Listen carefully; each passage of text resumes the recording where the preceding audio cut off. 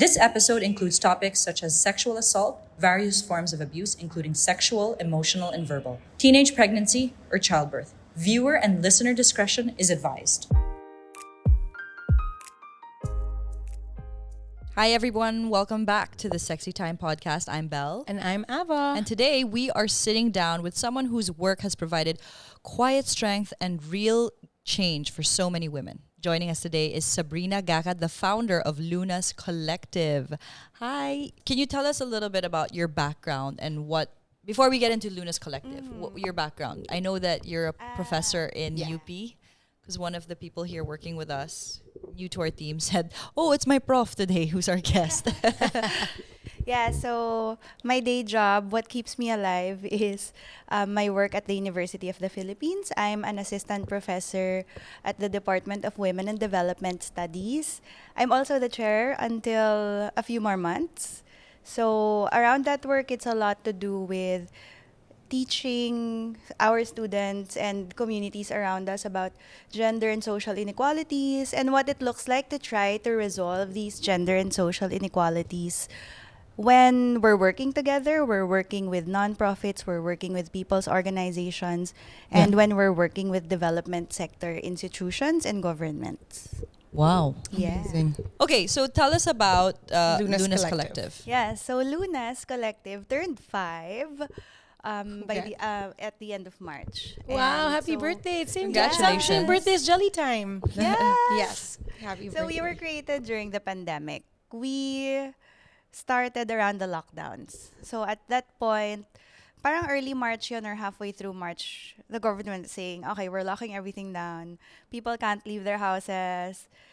Everyone was hoarding things from supermarkets. Do you remember that Yes, time? yeah.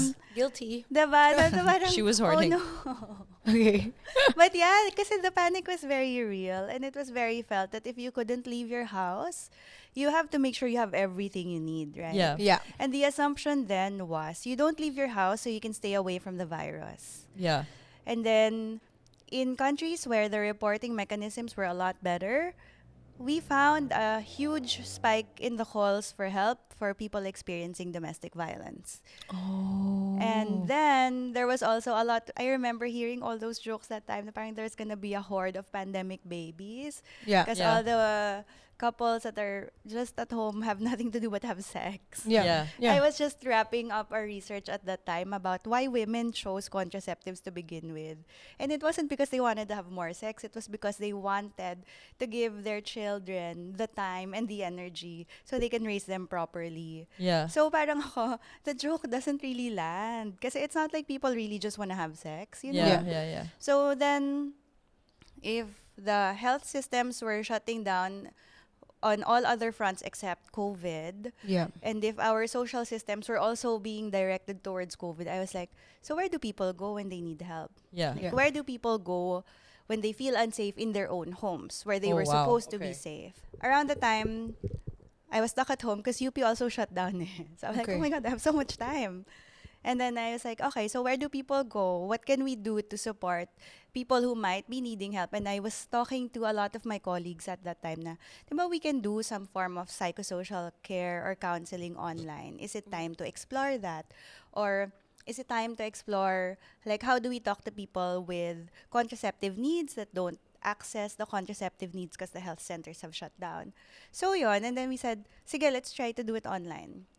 And then we figured out that the only thing we really needed were people who were willing to learn, Yeah. who had internet, Yeah. and then could spend a couple of hours per day just sitting somewhere talking to someone else.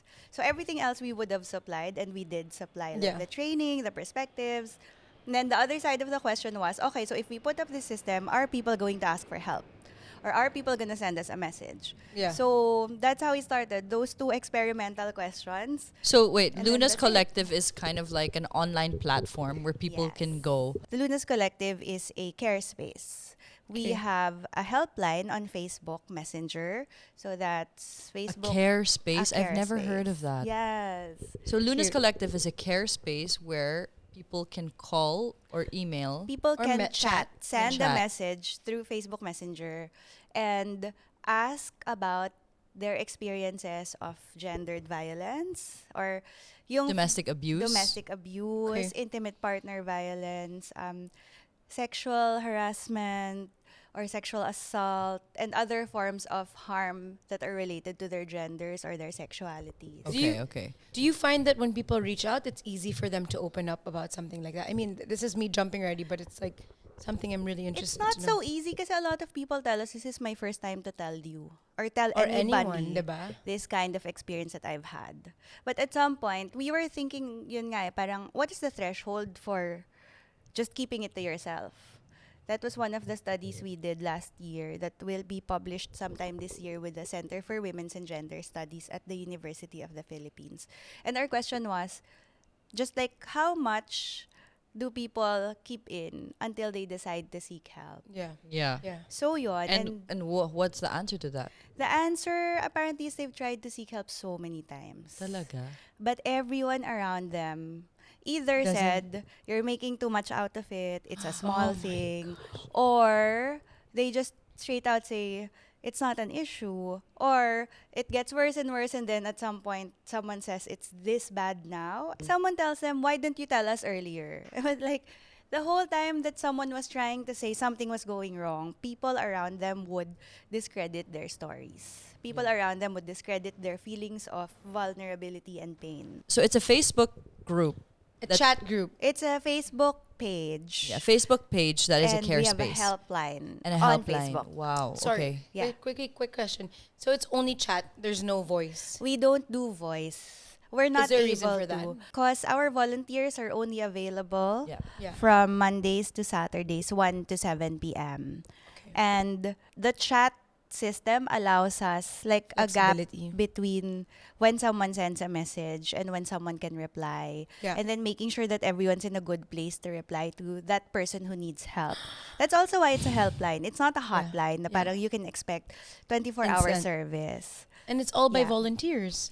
Yes. Wow, I So we have an incredible group of volunteers who are willing to spend some time during the day to respond to people who are experiencing different forms of like emotions. Are they doubts. trained volunteers? Yes. So we train our volunteers with feminist psychosocial first aid, and that's where we start to talk to people about gendered violence or Okay. gender power inequalities in the first place. And then we tell them these gender power inequalities interact with other social inequalities. And basically, that creates a very unique personal experience where someone feels scared or unsure. They have an idea for what they might need to feel better, but they don't know how to get there. Yeah. They have an idea, but they don't know what the steps they need to be Super to common. get. Huh? Yeah. Can we talk about domestic violence? Because we've kind of been Sure. wanting to have that topic, but we haven't had the right resource person. But perfect, you're here now. It Ends With Us. Do you know that book? I've Like, heard okay, about it. Colleen I've Hoover. Seen it. Yeah, and then there was a movie. It was very controversial with Blake Lively and Justin Baldoni. And I watched the film and I also read the book. And it's about domestic violence, a cycle of domestic violence. So the story is this girl, she witnessed her mom being abused physically by her dad. And then parang it would be a cycle. Get drunk, he'd beat her up, and then he'd be really, really sorry, and he'd just kind of rinse and repeat. And she saw that her whole life. Cut to when she's older na, she marries this perfect guy, and there aren't any signs of him being abusive until one time he accidentally like hit her by the oven, and then she was in denial about it. And then another time, and then it kept happening, and then she realized that, oh my gosh, I'm actually being physically abused by my partner. So let's talk about domestic violence in a sense. Like, what are the steps people need to comprehend to know that they are in an abusive relationship? Like with that situation that I gave, she only knew that she was in this relationship because it was her experience of her mom. And usually people who experience that, they tend to stay because I guess imprinted na sa kanila yun. Yeah. Sorry, did I say Yeah, too many that makes things? sense. Yeah. Yeah. Yeah, it makes sense.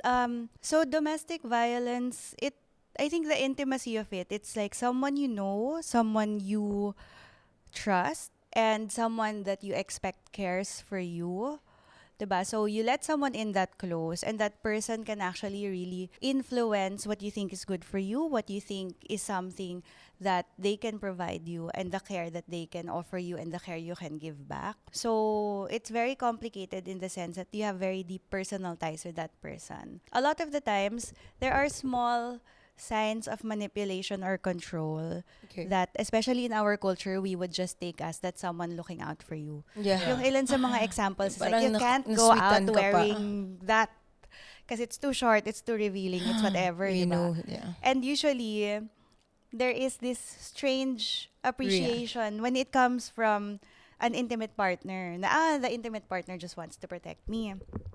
But already, someone telling you what you can and cannot do with your own body is a small red flag, or could be a very big red flag, depending Yeah. on how you assert or how you have that fine sense of self and Yeah. that sense of, this is my boundaries, these are what I want to do with who I am, and this is really who I am.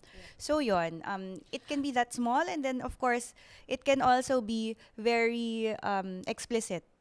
I've never heard that before. Na somebody telling you what What you to can and you can't do to your Ano- body. ano na, ba? na, it's part of it's a red flag to domestic violence, or like crossing that boundary. Tama ba? I can totally understand it because it's already a form of controlling. No, but you think, like you said, you when you're in a relationship or in a partnership, you think that's the way that he cares for you, Yeah. right? If somebody says no, your skirt's too short, like don't go. I remember we were in college and one of our friends couldn't go out because her partner would be like, your skirt's too short. Oh yeah. And Remember when the one time we were going out, and he was like, "We have a problem." yeah, And we have all a of us like, problem, and we were like, "What?" what's the problem? She was naka-tanked up, and we were like, "Okay." Yeah, and then fast forward, was he already actually thinking psycho. had domestic signs of abuse. His previous girlfriend. Hindi, totoo. And then you feel this shame that you can't get out of this relationship. It's like a facade that you have to. This girl, sorry, I'm speaking for her, but when we were talking to her, like, why didn't you tell us? And she said, you always want to protect the person who's abusing you. Yeah. You feel this sense of shame that you You're staying with them. staying with them, and it's not that easy to leave. Is that the Yeah. experience for most people who are asking for help? It really is. Kasi your lives are tied eh. I never got to ask. Just I wanted to know, and that helped Caroline. It just dawned on me, like, can you give me like an example of like a success story of someone reaching out asking for Kahit help? hindi success story, just yeah, a story. just a story of Like, someone Yeah. reaching. Anecdotes of people. Yeah, tama. We've Yeah. had some people go into the helpline and they end up volunteering. Oh, joining. So they get out of that Yeah. relationship. We don't really know what happens entirely about the relationships they're in. Okay. And it's not as if everyone has a starting point and an end point. That's the other thing we found. Parang there's no Okay. such thing as a starting point for people who experience gendered violence. Okay. And there is no one end point to being a victim survivor that is the same Got for it. everyone else.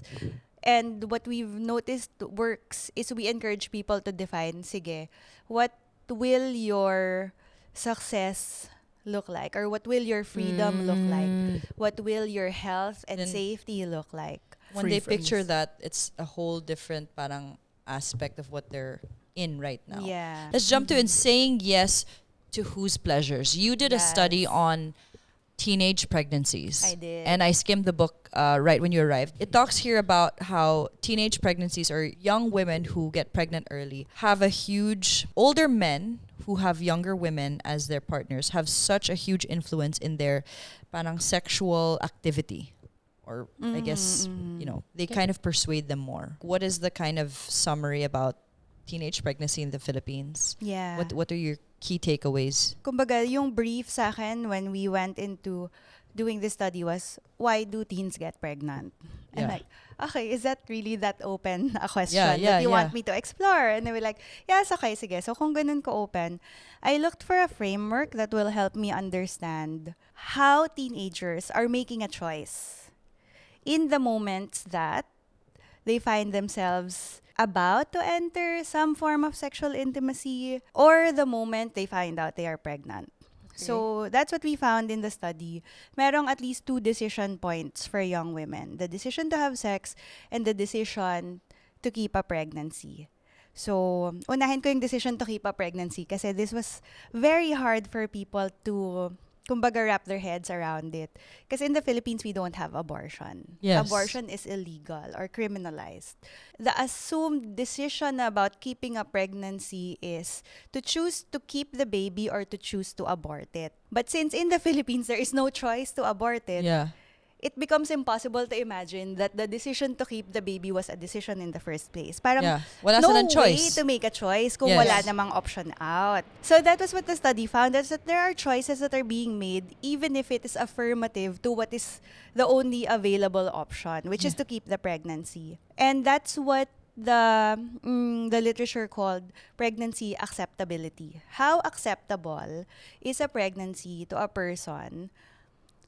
And isa siyang range of unacceptable, medyo acceptable, carry na rin, and then absolutely acceptable. Yeah. So sa atin, yung medyo unacceptable can be in the form of, I will try to find a way to abort the pregnancy, terminate the pregnancy, or okay, sige, wala na lang akong choice. It's here, I'll take it.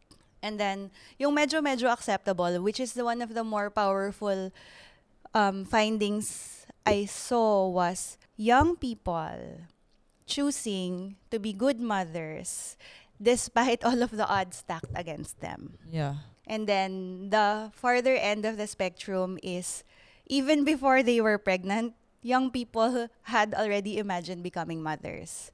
As in, they knew they wanted a What it's gonna family, be like, even yeah. if they were only 15 years old. Yeah. Yung ganon. And you're like, if we start to imagine, there are at least 3 ways that a person can decide about a pregnancy when they found out about it.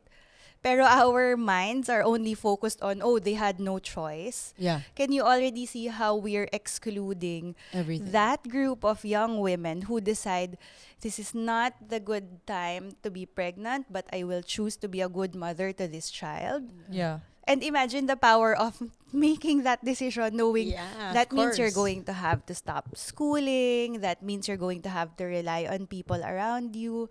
You're uncertain about the future of how you might raise that child, but you're like, okay, let's do it. I'm I gonna will be be a a good good mom. mother. That decision is already so strong. Yeah. And then the other side of the decision, or the other kind of a decision, where young people are sure, no, I'm done. I'm done with the barkada. I'm done with the going on rides. I'm done. I want to have my own family, something I've never had before. And they would make these decisions at 14, 15, 16. Wow. 17, Wow. 18. So then we start to imagine, what is the world around people who are making these decisions like this? And I think that's the most important thing, to be able to ask, like, ano yung qualities ng ganong klase ng mundo? And where then do we arrange Fit the in. social services? Yeah. Yeah. So that when they have to make this decision, it's going to be relatively pain-free. It's Or- going or to be smoother. relatively survivable, smoother, yeah. One of the things you wrote here in the conclusion, which I found so powerful, is a teenager's acceptance of an unexpected pregnancy is their negotiation with a society that refuses to accept their sexuality, yet demands their responsibility. So parang they don't accept you for your sexuality, but we want you to be responsible. It's so Exactly. true. When a teenager gets pregnant, kailangan mo panindigan yan. You have to take accountability of that. And yet, at that time, Shame. that parent, You're shaming them too. shaming them, but that parent didn't give them Sobra. the kind of knowledge and tools to empower them. Does it make sense? Yeah. Yeah, it was very heartbreaking. I remember across the field work that I've done, it wasn't just one person that told me, I left home because I couldn't bear the shame I was bringing to my family. Yeah. And so imagine painful. you're how old, you're pregnant. And you have to Dealing deal with with it that. alone. And look, if you look at, okay, guys, you can get a copy of this study Where on the Oxfam website. We're going to post it on our we'll put the link below. Yeah. But she does an annex of all the women she basically interviewed. Okay, the average age is 14, 13. That's what I'm seeing here. 14, 13, 15. Grade 9, grade 10, grade 12, pregnant, one. They're not working yet. They're all in high school. And the number of children. How was that experience should- doing that, Yeah, the how field did you work? find them? I should say that this is a very unique group of people that we found. So around that time, the only available resources were the young adults fertility study from Not the 2021 version, the earlier version, because the 2021 came out in 2022. So this was done before that. And it had identified the risk behaviors that young people were engaging in and the risk factors. So around unexpected pregnancies or unintended pregnancies. So I chose to look for people who fit the criteria. So these are people or girls or women identifying individuals that had only up to a high school education or not even completed high school. This is also in towns that are identified with some level of poverty.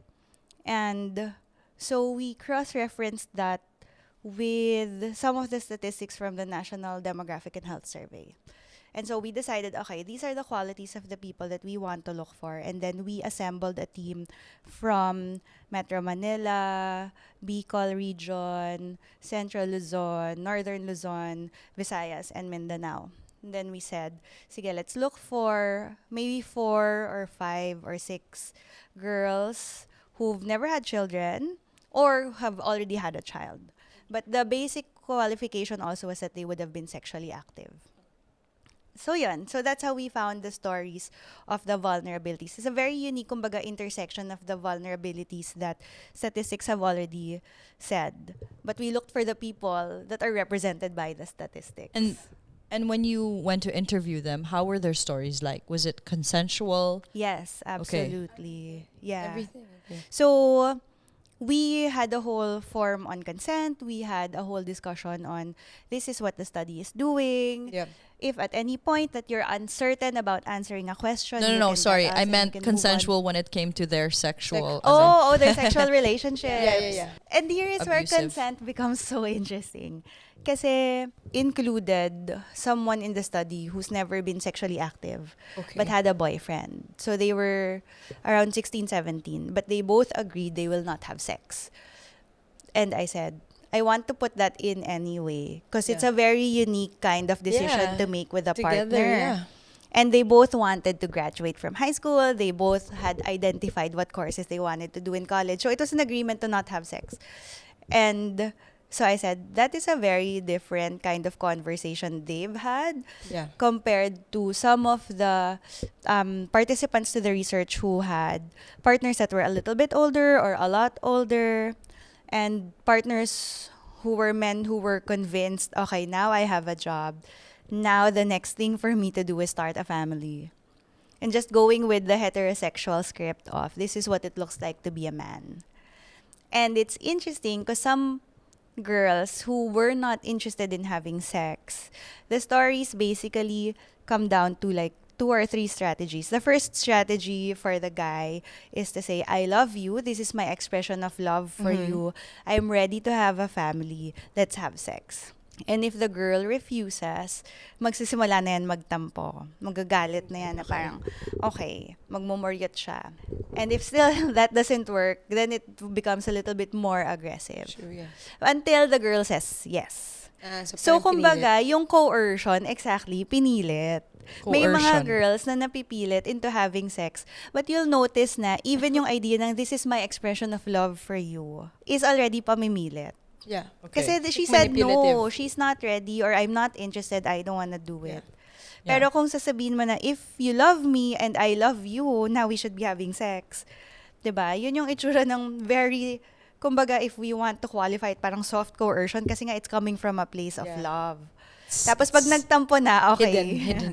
The withholding na yon of like their affection, lumalayo yung tao. Then you start wondering if you were the person in a relationship with them, what could I do to make him feel better? What You can end I up do to giving bring in. us together? Tas if not outright nagalit. So yon, there is this whole space of coercion. And I want for us to figure out na parang yung decision to appease a person, decision to appease a partner, isn't a fully consenting decision. You want to talk about to the audience about Luna's Collective, where they can go to kind of access it? Sige. So, Luna's Collective is on facebook.com/Luna's Collective. We are on Messenger. We're also on Instagram. I think we are at Luna's Collective _. We have a website. It's www.lunascollective.org. Our helpline is only on Messenger. So our helpline is accessible Mondays to Saturdays, 1 to 7 p.m. That means our volunteer responders are able to send people a message back around these times. Everyone is welcome to send a message anytime. Then we also have occasional care activities. So we have psychosocial care workshops that will help people understand how they might respond to family members, friends, or people in their guidance or care that might require support.